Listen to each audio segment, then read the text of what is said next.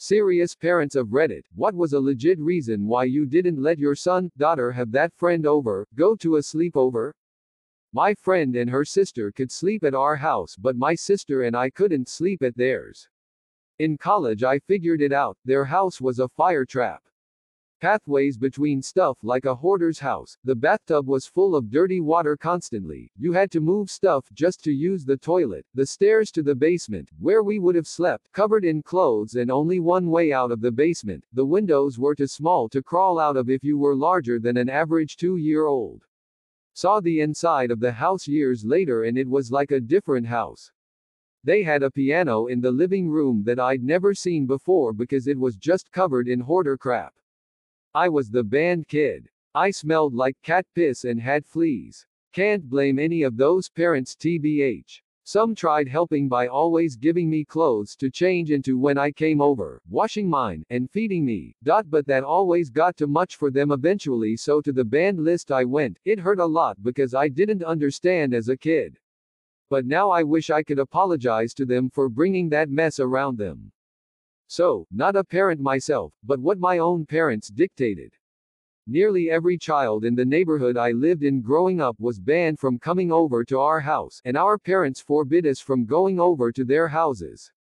I didn't know it until years later, when I was 18 years old and we'd long since moved from that place, but one of the kids in the neighborhood started a rumor that my older brother would try to molest the other kids, and also that our father beat us constantly. CPS was involved. Family counseling was involved. I remember vaguely having to go, and I remember an adult asking me questions while I played with toys, but I didn't really grasp what it was for. My dad didn't beat us, and my brother wasn't molesting anyone. The counselor apparently told my mother that if someone was molesting children, it was highly unlikely it was my brother. Since my mother wasn't totally sure who started the bullshit rumors, she just enacted a blanket ban across the board. Early 90s, the kids on the street decided to have a camp out in someone's front yard. Little fire, ghost stories, s'mores, tents, the whole bit. Middle of the night one of the kids starts screaming that someone is on him. Turns out another kid that just moved in had stripped down naked and smeared shit all over himself and attempted to do something to a sleeping kid. Parents all came out after hearing the screaming. Poop kid took a dump in the street and threw some at the parents of yet another kid. Again, it was the early 90s in the Midwest, so this display didn't go well. The parents went crazy. I never saw the Poop King again and his family moved away. Removed. The kid that wanted to come over has been over once before and he shattered a window when he got mad, then ran to his house 3 blocks away. He was a little kleptomaniac. He came over exactly 3 times to hang out. Each time something would go missing, no more visits. Found out recently he was recently charged with embezzlement at the company he used to work for. He is destructive and has some unmedicated issues that affect his interaction with other kids. The kid doesn't play, he just upturns bins, throws things around and breaks stuff. My son is growing out of this kid. The kid is very sheltered and doesn't have the behavioral therapy that the doctors recommend, so he is just too much for my oldest and now my second to deal with.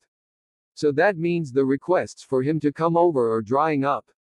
They really have nothing in common anymore. I had to hide our Xbox anytime he came over after he broke multiple games and couldn't understand why the shattered CD wouldn't work and why we were mad. Kid has severe behavior issues and is super violent and destructive. The one and only time he came to our house he threw all of my daughter's underwear around the room to embarrass her. The worst incident happened at school though, when he tried to choke her out. They were 5 years old at the time. I feel bad for the kid and all, and I know his mom is doing everything she can to help him, but I just can't allow that kind of behavior around my kids and in my home. Kid was on serious medication for major behavioral issues. The kid's sibling was the favorite. Parents would dump said unwanted kid at our house, without medication, because it was good to take a break from antipsychotics. I say unwanted kid because he'd come over on an empty stomach and left for hours after the promised pickup time, while they took the other kid out to eat and shop. They also didn't offer snacks, drinks, and eventually banned reciprocal visits. It sucks that the parents were shitty. Kid tried to commit suicide at one point and was institutionalized where, wonder of wonders, not taking a weekend break from medication left him much more stable. Edit to answer, this happened about 10 years ago. CPS got involved after the kid was institutionalized and things got better for him at least. The ban on reciprocal visits happened after there were some strong words about their parenting decisions. Having kids doesn't fix relationship problems. Came over to our house and ripped my daughter's brand new JoJo poster that she was so proud of to shreds. Mother did nothing. To make it worse, my daughter tried to tape it back together. My heart was breaking. I know the banned kid. He would break shit, hide from you, hit the dogs, and he'd be rude and physically abusive to my grandmother. He'd pinch her for literally no reason and probably little kid punched her a few times. He would scream for no reason and no matter what you did for punishment he'd ignore it. My mom physically threw him and all his toys out of our house one day after he hit a couple dogs and pinched my grandmother in quick succession, and he just stood outside and fake cried telling us to let him back in. We live in the middle of nowhere with no neighbors or traffic. He wasn't in any danger, and if he actually thought about it he could have found his way back in. I think like an hour of peace went by and she finally let him back in. Stories from school include walking out of class and into another and then beating a kid up, pulling a girl down by her ponytail and wailing on her, attempting to stab a kid with scissors, and being such a handful the teacher tried to get him moved to a special needs school. He was 5 when all of that was going on. He's 6 now and medicated with therapy and doing insanely better. His mom is moving cross-country with him to be with her family so they can help look after him. He was banned from a lot of school events and didn't have many friends, but that's turning around now.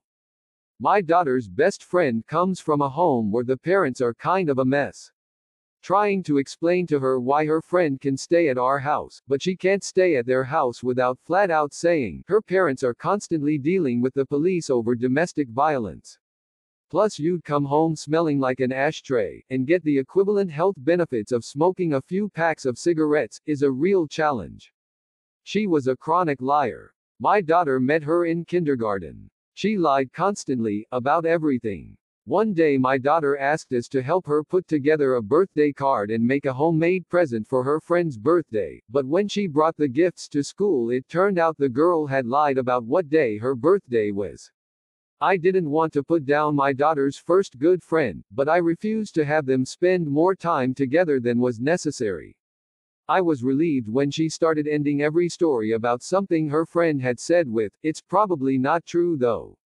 She outgrew that friend after a few months. Met the girl's parents later in the year. That poor kid never had a chance. Edit, I should have realized I left some next time on Dragon Ball Z type shiz at the end of my last comment. The parents were concerned with themselves. They were divorced, and the mom was living with her new boyfriend. I got into a conversation with the mother during after-school pickup. Parents let the kids run around on the playground with friends so there's some time to kill anyway. First half hour into our first encounter she goes into several major scandals between her and her ex-husband and amp, or boyfriend, some of it pretty sexual in nature. One thing she always said was, "Can you believe he do X horrible thing to my daughter," regardless of whether the daughter had been involved. I got the vibe from them that their daughter was a pawn, and that their home life was chaotic. The ex-husband had face tats, a record, and he asked an elementary school teacher if he could bring beer to field day. The field day thing happened much later, long after my daughter stopped hanging out with the other girl. Sometimes when I think my life is chaotic or messy I think of them. Edit, damn you guys have some crazy stories. He was a complete asshole with no respect for adults. Breaking point was when he put bleach in a spray bottle and chased our 5-year-old around spraying him. His mother apologized, never again. I no longer allowed my son's best friend to come to our place or for him to go over to his after the best friend's mom reported us to the police as harboring a runaway. This was after the best friend had been tossed out of his mom's house and told to spend the night sleeping outside, and she'd refused our phone calls to find out what was going on. So yes, I wasn't going to let a 16-year-old spend the night in 30-degree weather with nowhere to go. Sue me. The cops showed up, said she'd reported us as harboring a runaway. We explained what was happening and got treated like dirt and told that from now on we had to have full permission from the mom. Fine. We urged my son's friend to go to the police, report to them what was happening, and left it at that. The mom tried to apologize 3 days later as being off her meds, and say it was okay for my son to go to their house and vice versa, and I politely refused and hung up while she was screaming at me. I'd always been kind of uncomfortable with the woman and that just sealed it. They were still friends at school, but there were no more hanging out at either one's house, and I explained why and they both agreed to the rules. The son is in the military now and doing quite well and no longer has contact with his mother. Gee, I wonder why. The violence. Th's kid just was violent to the bone. A kid tries to do anything with this kid and a moment later they are either in a headlock or crying on the floor with bruises under their shirt. I found out a few months ago he got put into juvie. Don't think he's far from a prison sentence after he steps out. My son started public school after going to Montessori school in 4th grade. I met another mom whose son started from private school the same year. My son was weird about befriending her son and I wasn't sure why.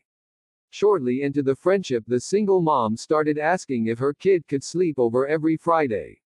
I was fine with that. Then it became school nights. Not so fond of that. Her son started showing up at 6:30 a.m. before school when we were all still sleeping.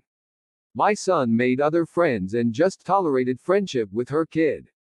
We explained that his home life wasn't great and he didn't have anyone most of the time. Halfway through the following school year, the kid brought a knife to school and pulled it on my son. The school did nothing, Baltimore, so I contacted her to let her know what happened. Her response was that he was such a goof. My son was rightfully avoiding him at this point, and the mom had the audacity to contact me and ask if we could watch her son for half a school week because she really wanted to go on spring break out of state with friends. She is in her late 30s getting a PhD in psychology. I had to tell her she and her kid were never going to be invited again. Pretty sure her dad was abusive and she picked up on that hostility. I didn't let my daughter go over and she doesn't come over here because, despite me feeling bad for the girl, she spent her time in school with my kid telling her to not listen to the teachers and to be disruptive. 9 years old, if that helps to understand. I hated not letting the child sleep over, but that would have meant that my child would have wanted to sleep over at his house. His mother was living with a very abusive man who raised every single hair on my neck. This man taped off areas where my son's friend could walk and sit, rationed food, etc. I was not about to let my son be in that environment. The friend started acting out from abuse. I had already talked to the school counselor about my suspicions and CPS was involved. It was hard to explain to a child of 8 why this friend couldn't come over.